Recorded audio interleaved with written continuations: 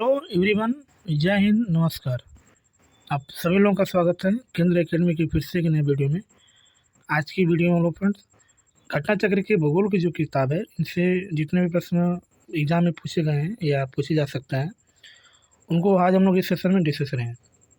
Channel पर पहली बार होंगे तो चैनल को सब्सक्राइब करें, बेल आइकन को दबाएं और अपने दोस्तों को शेयर करें। फ्रेंड्स, ये वीडियो काफ़ी इंपॉर्टेंट है। आप कोई भी एग्ज़ाम देने जा रहे हैं, लाइक यूपीपीसीएस, बीपीएससी या रेलवे या अन्य कोई भी एग्ज़ाम देने जा रहे हैं, तो उसमें भूगोल के जितने सारे प्रश्न पूछे जा सकते हैं, ये परीक्षा के दृष्टिकोण से आपके लिए काफ़ी इंपॉर्टेंट है। ठीक है, तो बने रहिएगा सेशन में, वीडियो को पूरा देख लीजिएगा। ठीक है, एक बार वीडियो को लाइक कर दीजिएगा और जब पूरा सेशन देख लीजिएगा तो कम से कम इसी ग्रुप में ज़रूर शेयर कर दीजिएगा। ठीक है, तो फ्रेंड्स, हमने पिछली वीडियो में जो है लगभग भारतीय मानक समय रेखा से इसके बारे में डिस्कस भी किया था और इससे बनने वाले कुछ प्रश्नों को देखेंगे तो देखा था। आज हम लोग वहीं से स्टार्ट करेंगे। आज हमारी क्लास तीसरी है। यदि आपने पिछली वीडियो को नहीं देखा होगा तो इसकी प्लेलिस्ट बना दी गई है, आप उसको जाके देख सकते हैं। ठीक है, तो चलिए स्टार्ट करते हैं। तीसरा प्रश्न हमारा है भारतीय मानक समय रेखा से। ठीक है, निम्न कथनों पर क्या करना है, विचार करना है। ऑप्शन पहला जो हमारा लिखा है, जबलपुर की देशांतर रेखा इंदौर और भोपाल की देशांतर रेखाओं के बीच है। औरंगाबाद का अक्षांश बड़ोदरा और पुणे के अक्षांशों के बीच है। बेंगलुरु की अवस्थिति चेन्नई की तुलना में अधिक दक्षिणावर्ती है। और इसमें से बताना है कि कौन सा कथन जो है इसमें सही है। ठीक है, जैसे ऑप्शन ए की बात करेंगे तो 1 और 3, बी की बात करेंगे तो केवल 2, सी की बात करेंगे तो 2 और 3 और 1 2 3 है ना। इसके उत्तर की बात करेंगे तो इसका जो उत्तर हो जाएगा ऑप्शन नंबर सी।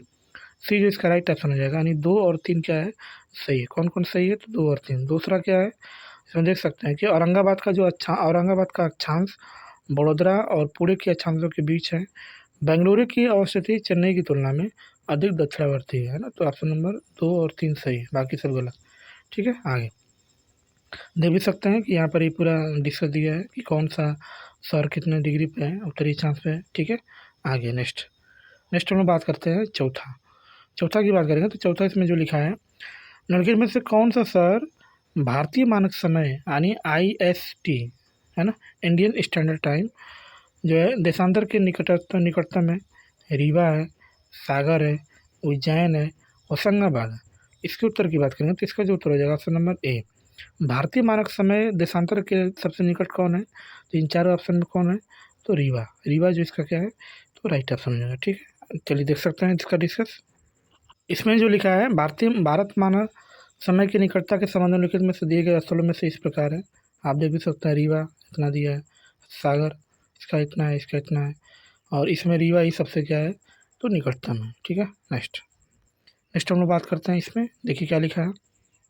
इसमें जो लिखा है, यदि भारतीय मानक समय के अनुसार पूर्वाह्न के 10 बजे हैं तो 92 डिग्री पूर्वी देशांतर पर शिलांग का स्थानीय समय क्या होगा, है ना। तो आपने देखा होगा कि मैंने बताया था कि पूर्व की ओर जाएंगे तो उसमें समय में वृद्धि होती है और पश्चिम की ओर जाएंगे तो समय में क्या होती है, कटौती होती है। इसका जो उत्तर हो जाएगा 10:38 पूर्वाह्न हो जाएगा। ठीक है, चलिए देख भी सकते हैं कि इसमें कैसे आया है। तो इसमें देखेंगे तो 92 डिग्री पूर्वी देशांतर पर स्थित शिलांग मेघालय की राजधानी क्या है, तो शिलांग है। एवं भारत के मानक समय के बीच अंतर जो है 92 डिग्री माइनस 82.5 डिग्री होता ही है। अब इसको घटाएंगे तो कितना आएगा, तो 9 से 1/2 देशांतर का अंतर है। क्योंकि एक देशांतर पार पर कितना मिनट का समय लगता है, तो 4 मिनट का अंतर होता है। इसलिए 9:30 में कितना हो जाएगा, तो 4 मिनट का अंतर करेंगे कितना आ जाएगा, तो 38 मिनट का अंतर होगा। क्योंकि भारतीय मानक समय पर पूर्वाह्न के 10 बजे हैं, इसलिए शिलांग में पूर्वाह्न का कितना बचेगा, 10:38 बढ़ेगा। ठीक है, कितना बचेगा, 10:38, क्योंकि वृद्धि होती है, पूर्व की ओर जाएगा। ठीक है, और मेघालय पूर्व की ओर है, वही करें। ठीक है, नेक्स्ट, यदि भारतीय मानक समय या उत्तर का मध्याह्न है तो 120 डिग्री पूर्वी देशांतर का स्थानीय समय क्या होगा, है ना। तो इसके उत्तर की बात करें तो इसका जो उत्तर हो जाएगा ऑप्शन नंबर बी, 14 मिनट 14 हो जाएगा। ठीक है, आप देख भी सकते हैं कितना हो जाएगा। ठीक है, चलिए देखिए, 120 डिग्री पूर्वी देशांतर एवं भारतीय मानक समय के बीच देशांतरी अंतर जो है 120 में से घटाएंगे तो कितना आएगा, 37 डिग्री 30 मिनट का अंतर होगा। क्योंकि एक देशांतर में 4 मिनट का समय लगता है, तो इतना में कितना हो जाएगा, तो 150 मिनट हो जाएगा। 37.5 डिग्री में कितना मिनट हो जाएगा, तो 150 मिनट। 150 मिनट का मतलब 2 घंटा 30 मिनट का अंतर होगा। क्योंकि भारतीय मानक समय पर मध्याह्न 12 बजे हैं, तो 12 बजे का मतलब है कि इसमें आप जोड़ेंगे 12 में 2:30 बजे जोड़ेंगे, कितना आएगा 14:30, क्योंकि ये इसका उत्तर है। पूरब की ओर जाएंगे तो जोड़ना पड़ेगा, यही अगर पश्चिम रहेगा तो क्या करना पड़ता है, तो घटाना पड़ता है। ठीक है, नेक्स्ट नेक्स्ट जो प्रश्न हमारा है, भारतीय मानक समय की यामोत्तर नहीं गुजरती है आंध्र प्रदेश, छत्तीसगढ़, महाराष्ट्र और उत्तर प्रदेश, है ना। इसके उत्तर की बात करेंगे तो इसका जो उत्तर हो जाएगा ऑप्शन नंबर सी। आपको हमने पहले ही बताया था कि जो भारतीय मानक यामोत्तर रेखा है ये भारत के 5 राज्यों से होकर गुजरती है, उत्तर प्रदेश, मध्य प्रदेश, छत्तीसगढ़, उड़ीसा और आंध्र प्रदेश। तो इसमें राइट ऑप्शन क्या आ जाएगा, तो सी, क्योंकि महाराष्ट्र से नहीं गुजरते हैं। ठीक है, नेक्स्ट चलिए नेक्स्ट हम लोग बात करते हैं 8वां प्रश्न। इसमें जो लिखा है, भारतीय मानक समय की देशांतर रेखा 82.5 डिग्री किस नगर से होकर गुजरती है, नागपुर, दिल्ली, पटना, इलाहाबाद। इसके उत्तर की बात करें तो इसका जो उत्तर हो जाएगा ऑप्शन नंबर डी, इलाहाबाद से जो है भारतीय मानक समय रेखा गुजरती है, क्योंकि ये जो है नागपुर महाराष्ट्र में पड़ता है, इससे होकर होता नहीं, ये दिल्ली इससे भी नहीं होता है, पटना ये तो बिहार में पड़ता है, ये होता नहीं। ठीक है, नेक्स्ट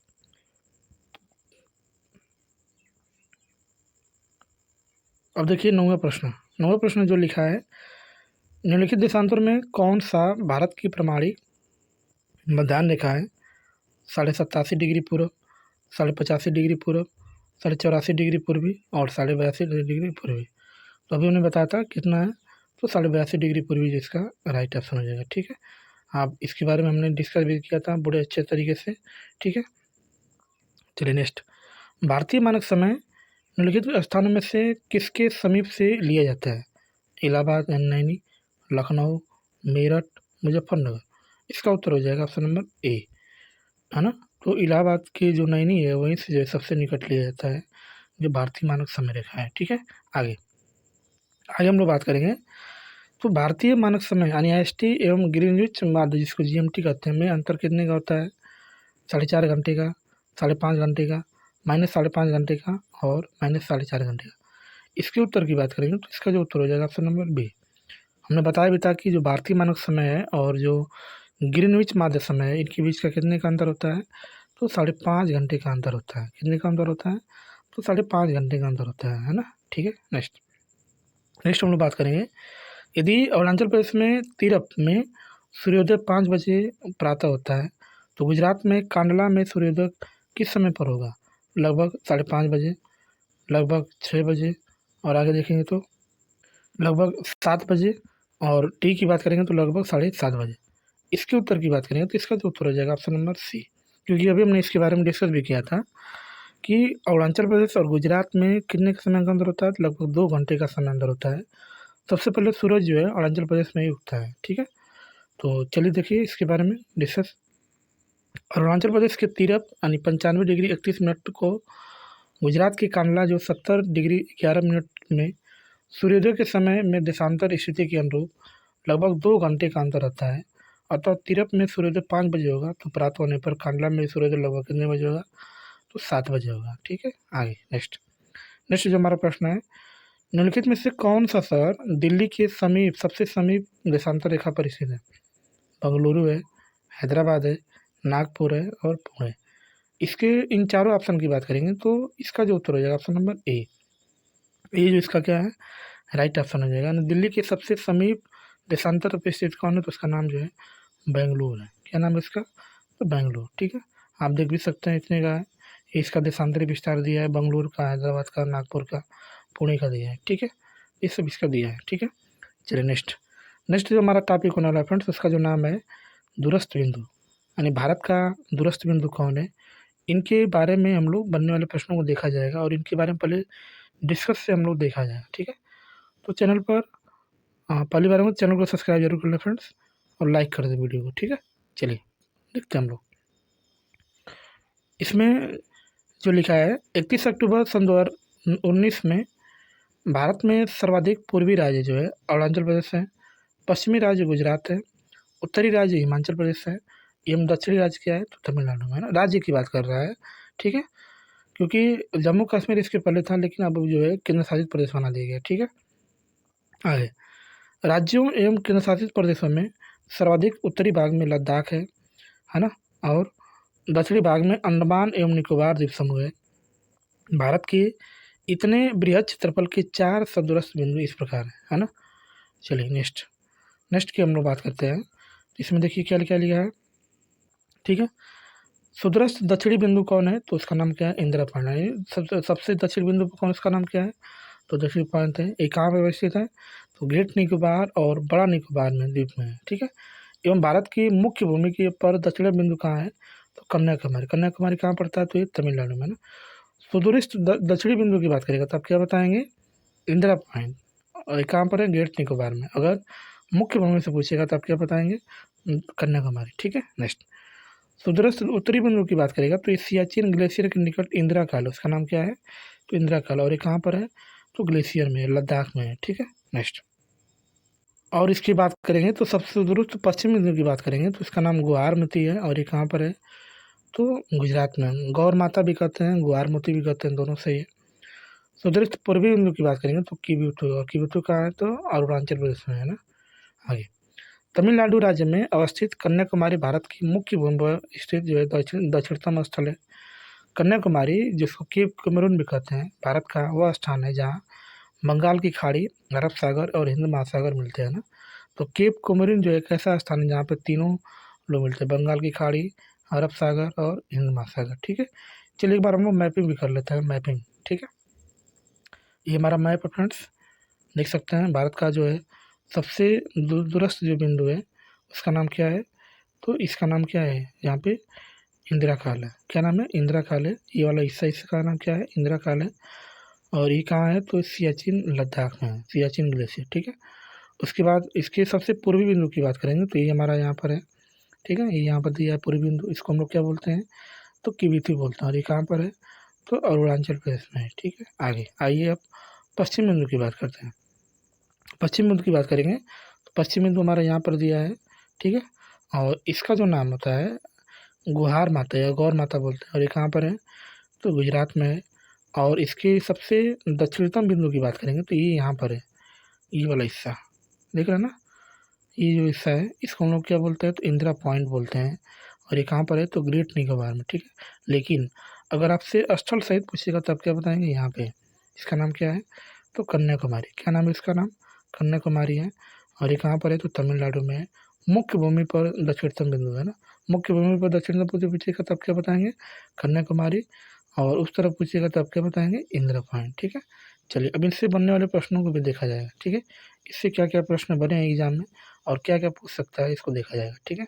चलिए पहला प्रश्न हमारा है जो लिखा है, भारत का सुदूरस्थ दक्षिणी बिंदु कौन है, कन्याकुमारी है, रामेश्वरम है, इंदिरा पॉइंट है, और इंदिरा पॉइंट क्वालिमेर है ना। इसका जो उत्तर हो जाएगा ऑप्शन नंबर सी जो इसका राइट ऑप्शन हो जाएगा।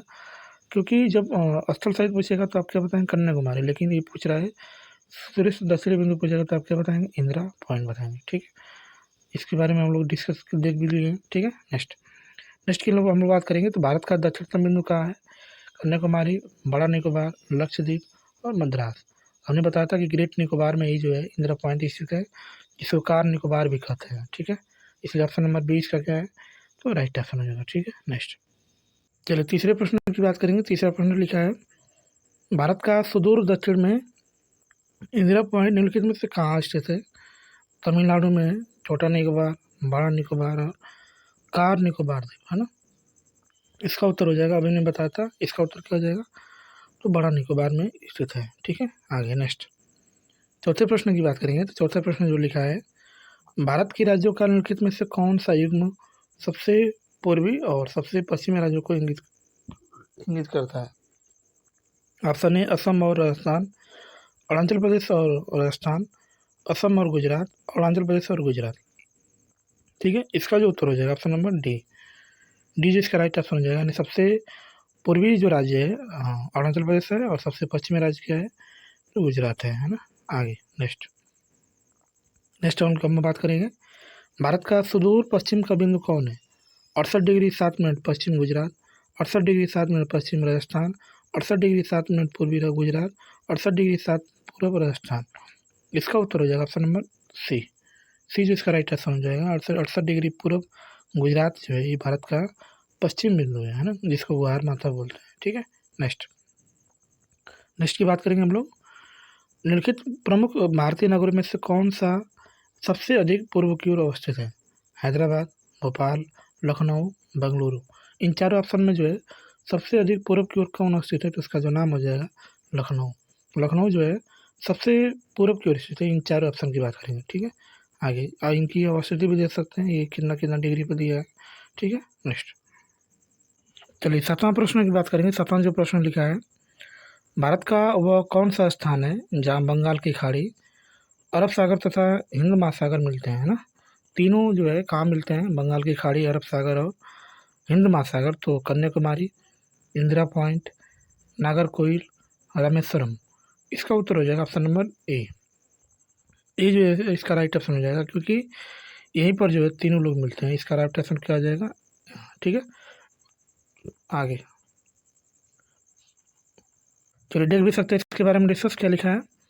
भारतीय मुख्य भूमि के दक्षिण छोर पर स्थित कन्याकुमारी वह स्थान है जहाँ बंगाल की खाड़ी, अरब सागर तथा हिंद महासागर मिलते हैं।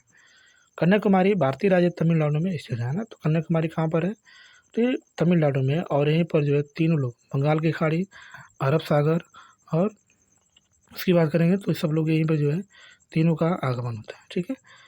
तो फ्रेंड्स नेक्स्ट वीडियो में हम लोग देखेंगे जिसका नाम जो है क्या नाम है, तो सीमावर्ती देश, यानी भारत के जो है सटे देश कौन कौन है उनके बारे में देखा जाएगा, और कितना किलोमीटर जो है साझा करते हैं, और इससे कौन से राज्य साझा करते हैं, है ना। और इनसे पहले हम लोग इसके बारे में पूरा गहन अध्ययन करेंगे, उसके बाद इससे बनने वाले प्रश्नों को देखा जाएगा, ठीक है। तो चैनल पर पहली बार होंगे तो चैनल को सब्सक्राइब जरूर करना, बेल आइकन को दबाएं और अपने दोस्तों को शेयर करें। फ्रेंड्स ये वीडियो काफ़ी इंपॉर्टेंट थी विभिन्न एग्जाम के लिए, ठीक है। मिलते हैं नेक्स्ट क्लास में ऐसे ही शानदार प्रश्नों के साथ। तब तक के लिए बाय और जय हिंद फ्रेंड्स।